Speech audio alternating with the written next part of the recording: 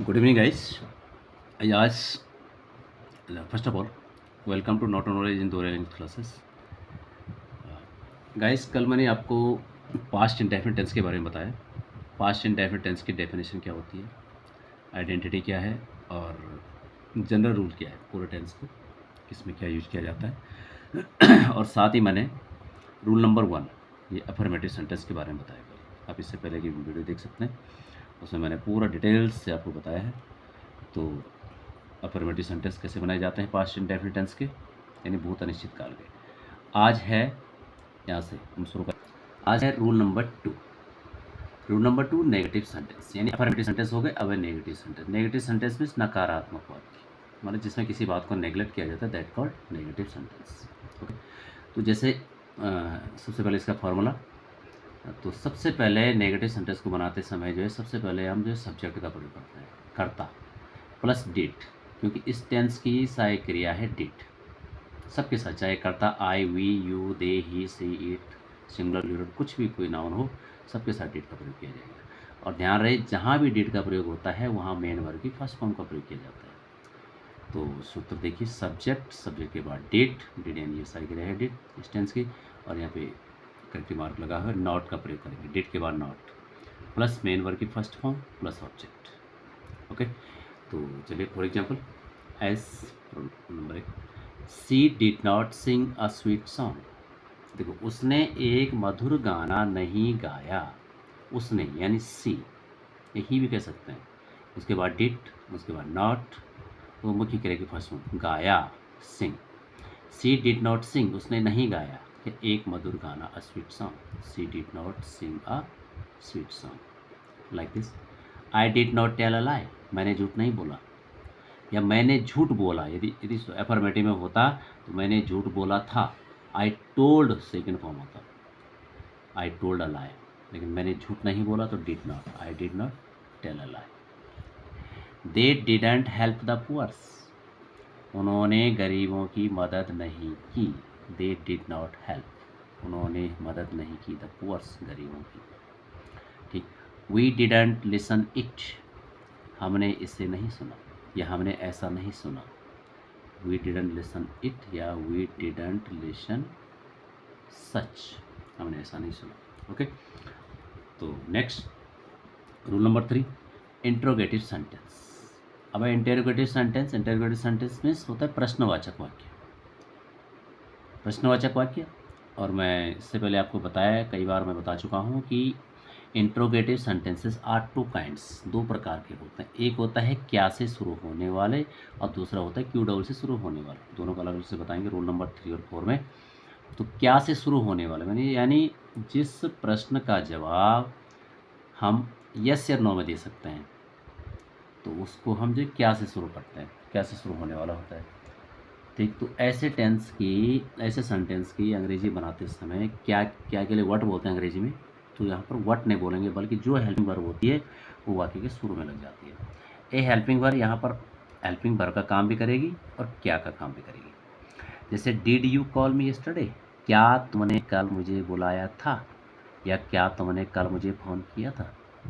Did you call, क्या तुमने call. तो डिड मनी हेल्पिंग वर्ब भी है और डिड मनी क्या भी. डिड यू सॉल्व इट, क्या तुमने इसे सॉल्व किया, क्या तुमने इसे हल किया. तो डिड हेल्पिंग वर्ब से पहले, यू करता हो गया, मुख्य क्रिया ये फर्स्ट वन सॉल्व, ये ऑब्जेक्ट, क्या तुमने इसे हल किया था. डिड राम हेल्प यू, क्या राम ने तुम्हारी मदद की. Did Ram help you. Did they come here, क्या वो यहाँ आए थे. ठीक है, लाइक दिस, यही क्या से शुरू. तो यानी ये जो क्वेश्चन देखे आपने, ये प्रश्नवाचक वाक्य देखे, इनका जवाब आप हाँ ना में दे सकते हैं. जैसे मैंने बोला कि डिड दे कम हियर, क्या वो यहाँ आए थे, आपने बोला यस, या आपने बोला ना, है ना. तो अब क्या होगा कि क्या वो यहाँ आए थे, आपने हाँ ना में जवाब. यदि यही क्या यदि बीच में होता, या यही कोई दूसरा क्यू डबल क्वेश्चन बीच में होता, तब हम हाँ ना में जवाब नहीं देते. तो उसका होगा रूल नंबर 4 में. ठीक. तो चलिए रूल नंबर 4, इंटरोगेटिव सेंटेंस. ये भी इंटरोगेटिव सेंटेंस है. वो क्या से वाला था, और ये है जब क्यू डबल हिंदी वाक्यों के बीच में हो. क्यू डबल में क्वेश्चन वर्ड, और क्वेश्चन वर्ड आपको पता ही है, क्वेश्चन वर्ड होता है जैसे क्यों, कब, कहाँ, कैसे, किसका, कितना, कितने, है ना, बहुत सारे होते हैं। What, where, how, whose, when, बहुत सारे।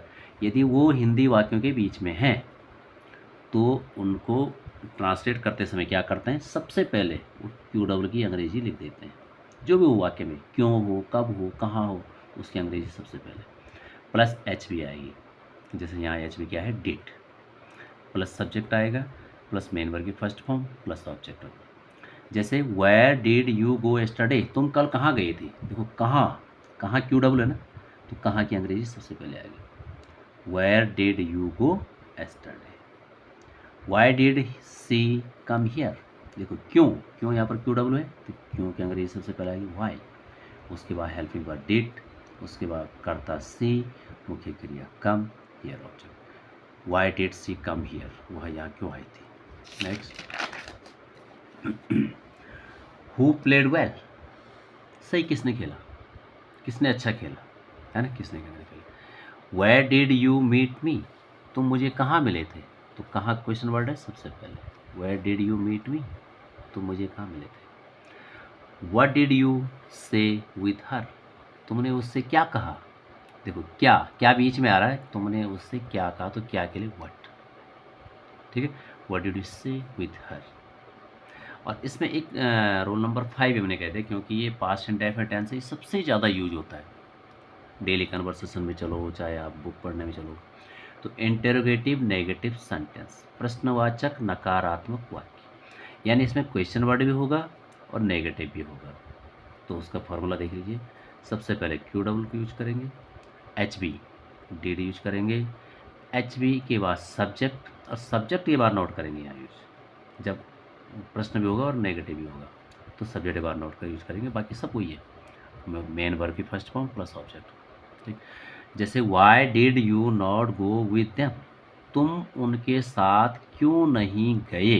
देखो क्यों भी है और नहीं भी है, तो इसलिए क्यों की अंग्रेजी सबसे पहले क्यू डब्ल्यू आ गया, वाई, उसके बाद हेल्पिंग वर्ब डिड, कर्ता यू, और कर्ता के बाद not. Y did you not, मुख्य क्रिया की first go with them object, तुम उनके साथ क्यों नहीं गए थे।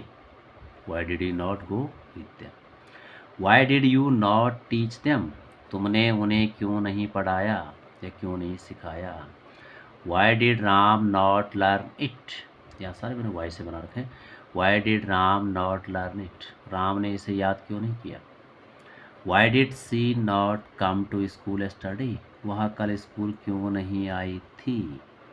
Y did you not call me, तुमने मुझे क्यों नहीं बुलाया, क्यों भी है और नहीं भी है, इसे कर्ता के बाद नॉट का प्रयोग है। ओके, लाइक दिस आप बहुत सारे सेंटेंसेस तैयार कर सकते हैं और अच्छी से अंग्रेजी सीख सकते हैं। तो thank you, thanks for watching, please share and subscribe to your friends. Okay, thank you.